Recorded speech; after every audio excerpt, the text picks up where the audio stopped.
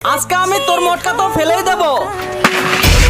তোর থেকে আমার বুদ্ধি বেশি, আজকে তোকে এখান থেকে বের করে ছাড়বো। এখন বোঝা যাবে সব থেকে কার বুদ্ধি বেশি। তোমাদের তিনজনের সামনেই মটকা, এটাকে বাজাতে হবে। ব্যাস এই কাজ আমি বাজিয়ে দিচ্ছি, কিন্তু এটা শত হচ্ছে, হাত না দিয়ে বাজাতে হবে। ভাইয়া আমার একদিন সময় লাগবে। হ্যাঁ হ্যাঁ, একদিনের মধ্যে আমি বুদ্ধি কাজে লাগাবো। কিন্তু তার আগে তোমার কাছে কোনটা সব থেকে বেশি দামি, এক বস্তা টাকা নাকি মা বাবা? যদি মা বাবা হয় ভিডিওতে একটি লাইক করে চ্যানেলটা সাবস্ক্রাইব করে দিও। লাইক সাবস্ক্রাইব যদি তুমি না করো তাহলে আমি বুঝে নেবো তুমি মা বাবাকে একটুও ভালোবাসো না। আমি কি করব, যেটা করলে মটকা একা একাই বাজবে। আরে এই মটকা তো বাজতে শুরু করেছে, হাত না লাগিয়ে মটকা কিভাবে বাজাবো? না ভাইয়া, মটকা এটা বাজানো যাবে না।